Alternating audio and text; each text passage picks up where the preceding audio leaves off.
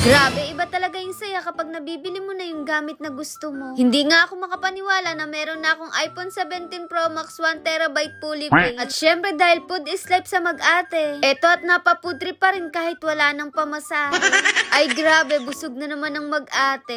Ngayong araw mga ate, palis nga kami dito ni Ate Kat nyo. Sa hinaba-haba ng panahon, eto't nakapag-desisyon na rin ako. Sobrang tagal kong pinag-isipan to. At talaga namang araw-araw akong pinipilit ni Ate Kat nyo. Para naman daw ito sa trabaho ko, hindi lang basta luho. Ako kasi mga ate, pagdating sa sarili ko, sobrang kuripot ko talaga. Hanggat kasi kaya ko pang gamitin yung mga gamit, ay hindi talaga ako bumibili ng bago. Pero pag para sa kanila, ay kayang-kaya kong ngambili. Alam nyo naman na siguro yung tinutukoy ko. Dahil napanood nyo na nga sa intro. Dito sumakay na nga kami ng tricycle ni Ate Kat nyo. After nun, sumakay na rin kami dito ng bus. Dahil ngayong araw ay paluwas nga tayo. Kahapon kasi nagtingin naman na kami nito sa malapit na mall sa amin. Kaya lang wala nga sila nung gusto ko. Yung gusto ko bang kulay. Kaya naman lumuwas kami ng Manila. At dito nga kami pumunta sa may Power Mall. At pagdating nga namin dito, abay nag-iisa na nga lang daw yung stock nila nung gusto kong kulay. Kaya ito agad ko nang binayaran. Baka kasi maunahan mo pa ako.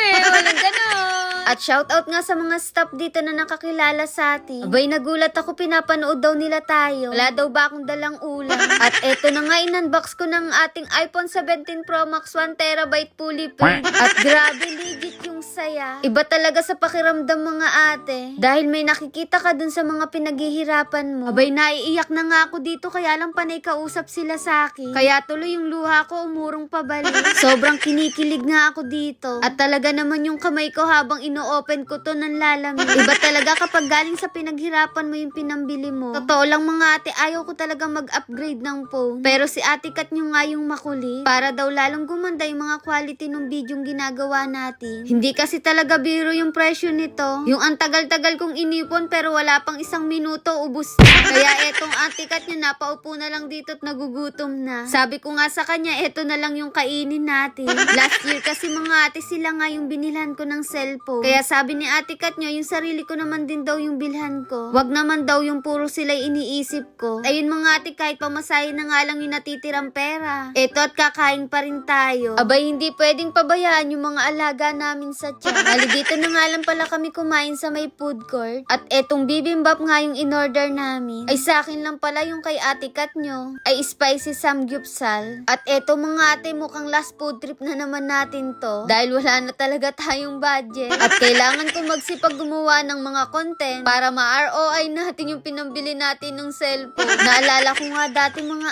ate, na merong isang taong nagdamot sa akin ng cellphone. Pero ngayon yung pinagdamutan niya. Ito at naka iPhone 17 Pro Max 1TB fully paid. Next naman, diba? Kaya kayo mga ate, gawin nyo lang motivation. Yung mga hindi magandang nangyayari sa inyo para magpatuloy kayong magsikap at abutin nyo yung inyong mga pangarap. Wag na wag kayong susuko kahit ano pang sabihin nila sa inyo. Tulad namin, kahit pasong-paso na kami dito, ay diretso pa rin ang pagsubok. At ayun lang, bye-bye!